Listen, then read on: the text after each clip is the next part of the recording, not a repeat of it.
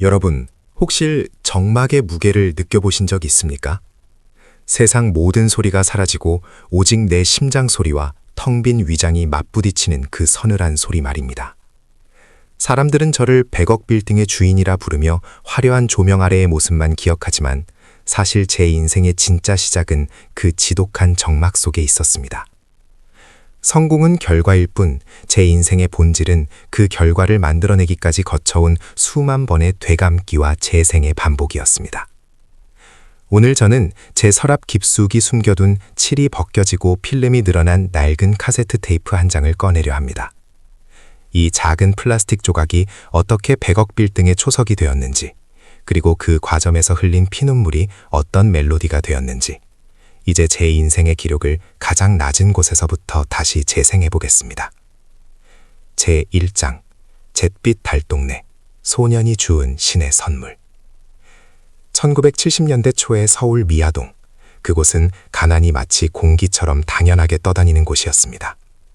아침이면 옆집에 밥 짓는 냄새보다 누군가의 한숨 소리와 아이들의 울음소리가 먼저 담장을 넘던 시절이었죠.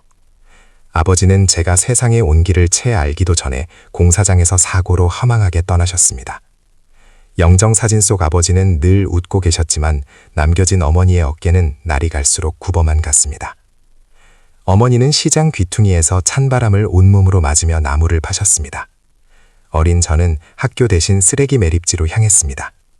남들이 버린 병 하나, 찌그러진 깡통 하나가 우리 모자의 저녁 한 끼를 결정했으니까요. 손톱 밑에 새까만 때가 박히는 것보다 무서운 건 오늘도 빈손으로 돌아가 어머니의 마른 얼굴을 마주하는 것이었습니다.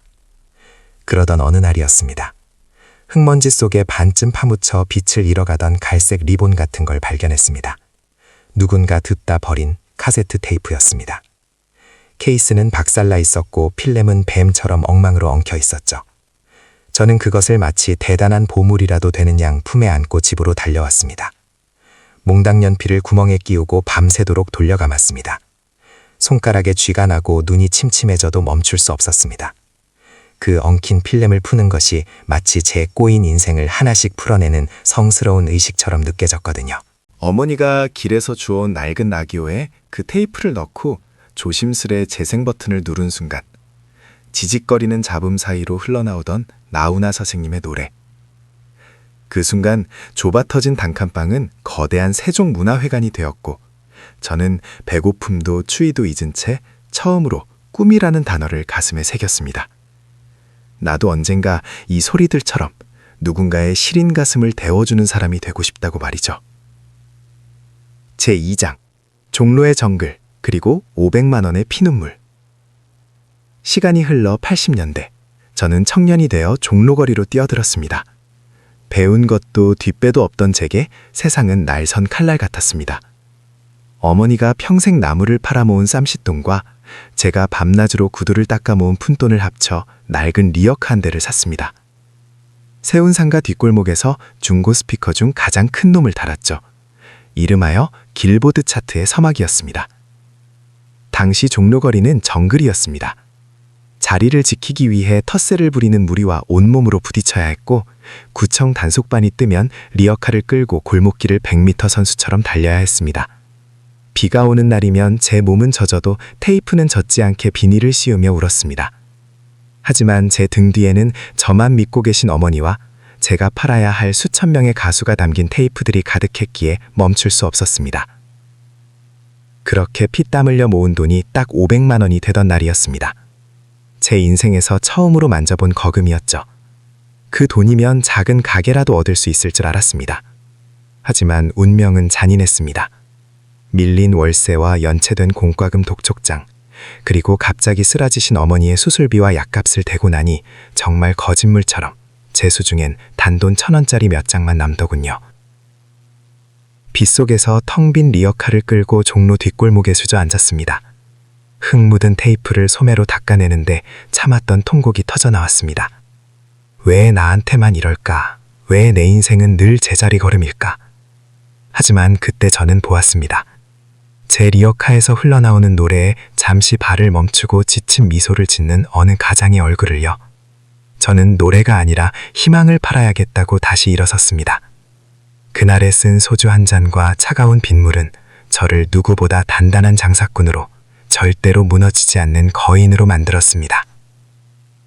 제3장 아날로그의 종말, 건물을 세우는 승부수. 90년대는 찬란한 황금기였습니다. 길바닥 리어카 장소에서 드디어 종로 중심가에 오우레코드라는 번듯한 가게를 차렸죠. 서태지와 아이들의 테이프를 사기 위해 아이들이 골목 끝까지 줄을 서던 시절이었습니다. 하루에 수천 장씩 테이프를 팔며 드디어 돈의 무게를 실감하기 시작했습니다. 하지만 저는 성공의 달콤함에 취해 있을 수 없었습니다. 거리에는 CD 플레이어가 보이기 시작했고 멀지 않아 컴퓨터라는 괴물이 음악의 지형을 바꿀 것이라는 예감이 들었거든요. 아날로그 테이프의 시대가 저물고 있다. 그러면 나는 어디에 내 인생을 걸어야 하는가? 고민 끝에 저는 모두가 부러워하던 노다지 가게를 과감히 정리했습니다. 그리고 평생 번 돈에 어마어마한 은행 대출을 얹어 도심 한복판에 낡고 병든 5층 건물 하나를 매입했습니다. 주변 사람들은 저보고 미쳤다고 했습니다. 카세트 테이프 팔던 놈이 무슨 건물이냐며 등 뒤에서 비웃었죠. 매달 돌아오는 억소리 나는 이자에 피가 말랐습니다. 밤마다 천장을 보며 내 선택이 틀렸으면 어쩌나 식은 땀을 흘리며 자다 깨기를 반복했습니다. 하지만 저는 믿었습니다. 기술은 변해도 사람이 모이는 장소의 가치는 변하지 않는다는 것을요. 저는 그 건물에 단순히 임대 수익만 바라는 콘크리트를 채우지 않았습니다. 음악이 흐르고 꿈을 꾸는 청년들이 모이고 문화가 숨쉬는 공간으로 탈바꿈시켰습니다. 제 신념은 틀리지 않았습니다. 건물의 가치는 자고 일어나면 수억씩 올랐고 저는 어느새 테이프 장소에서 성공한 자산가라는 새로운 명함을 얻게 되었습니다. 제4장 100억 위에서 부르는 찬가와 감사의 인사. 이제 저는 환갑을 넘긴 나이가 되어 제 100억 빌딩의 옥상에서 서울의 화려한 야경을 내려다봅니다. 사람들은 저를 보고 운이 좋았다고 말합니다. 하지만 저는 압니다.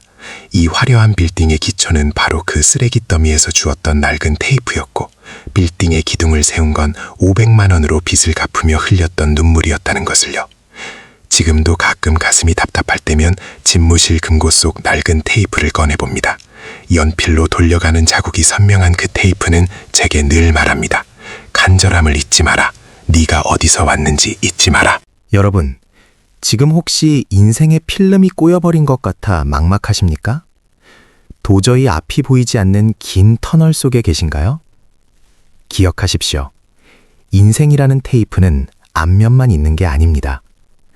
소음 가득하고 지루한 뒷면을 끝까지 견뎌내야만 비로소 진정한 명곡이 완성되는 법입니다. 제가 500만 원을 잃고 절망했던 그날이 없었다면 오늘의 100억 빌딩은 결코 존재하지 않았을 겁니다. 당신의 고난은 지금 당신만의 명곡을 만들기 위한 아주 긴 전주곡일 뿐입니다. 제 투박한 인생 이야기를 끝까지 들어주셔서 진심으로 고맙습니다. 오늘 제 이야기가 여러분의 시린 가슴에 작은 온기가 되었다면 구독과 좋아요로 저와 소중한 인연을 맺어주세요. 여러분의 응원은 제가 또 다른 희망을 전하는 가장 큰 힘이 됩니다. 댓글로 여러분이 품고 있는 소중한 꿈 혹은 지금 겪고 있는 아픔도 들려주세요. 제가 하나하나 읽으며 진심을 다해 응원하겠습니다. 인생의 재생 버튼은 결코 멈추지 않습니다.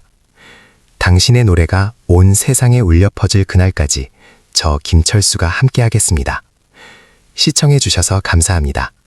여러분, 오늘도 승리하십시오. 감사합니다.